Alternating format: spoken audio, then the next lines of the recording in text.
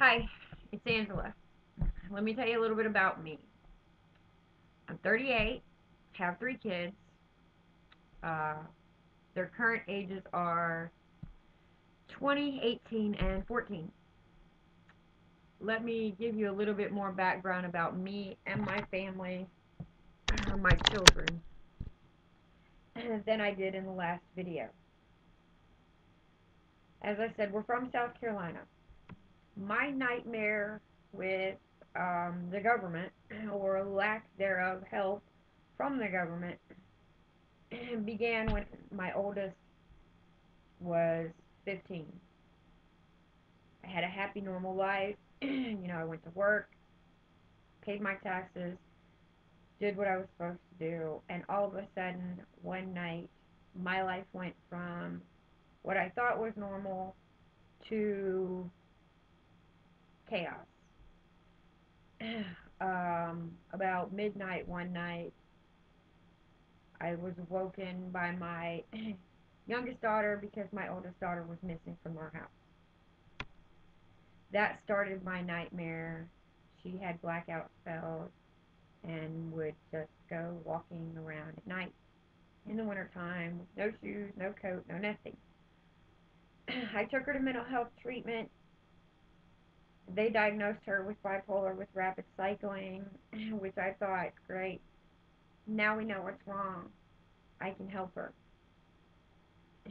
All it really did was begin the nightmare that my life would be for now 5 years.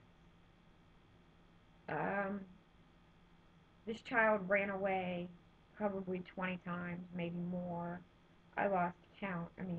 Numerous police reports for skipping school, for being run away, for accusations that when she was at home, she would get mad and call the police and make false accusations. Um, you know, in South Carolina, you would think, or in the country anywhere, you would think that if your 15-year-old doesn't want to listen and is getting violent with you and or other members of the family, you can call the police and you're going to get help. No. What you get in South Carolina, especially Greenville, South Carolina, what you get is they talk to you for a minute and then they take your child privately to themselves to talk to them for a minute so they can tell your child, when you're 17, you can leave home. Just chill out. When you're 17, you can leave home. That's not what the law says, even in our state. In South Carolina, the law clearly says that until you are 18, you are the responsibility of your parents. Not, because you want to leave home, you can leave home. You're the responsibility of your parents. Yet at 17, they let kids leave home. But if they do something, they still hold the parents responsible for the child who was 17 and left home. So in my case, in 5 years, I have been through numerous runaways. I've had to travel from South Carolina to Texas to get my child out of jail. She has been in jail in South Carolina twice.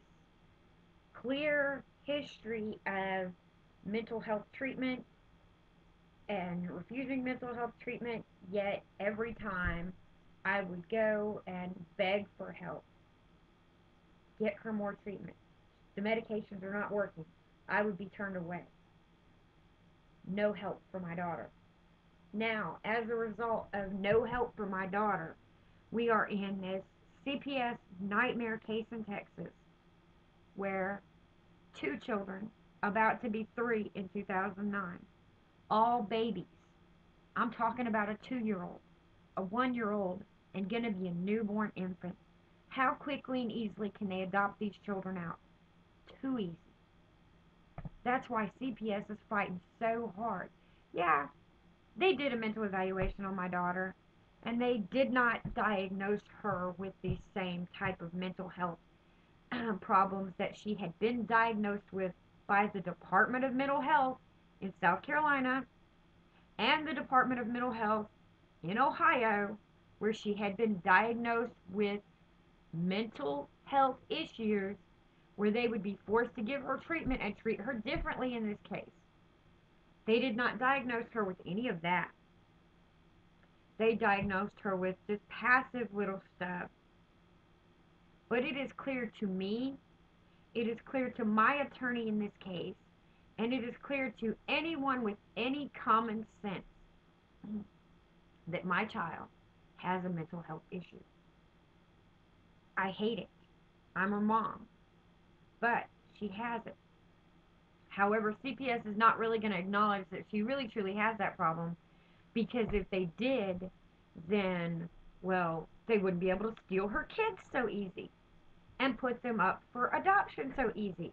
And then they wouldn't be able to make all that money.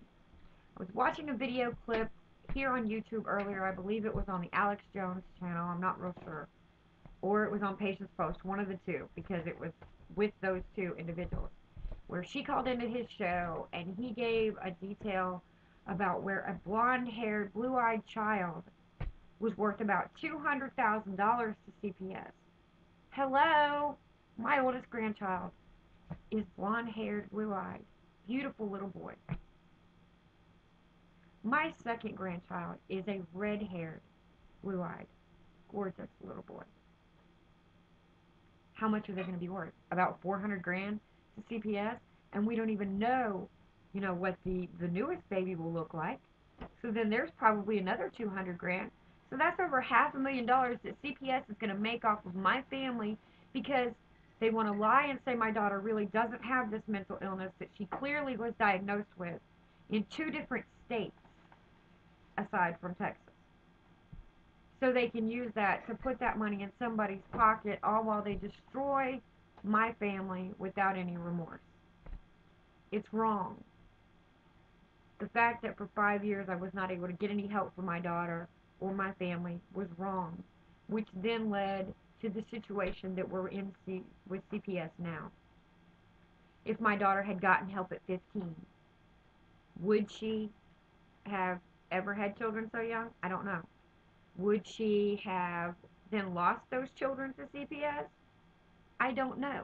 These are questions I can't answer, but I can't help but ask myself, if we had gotten help, would we be here today? Probably not.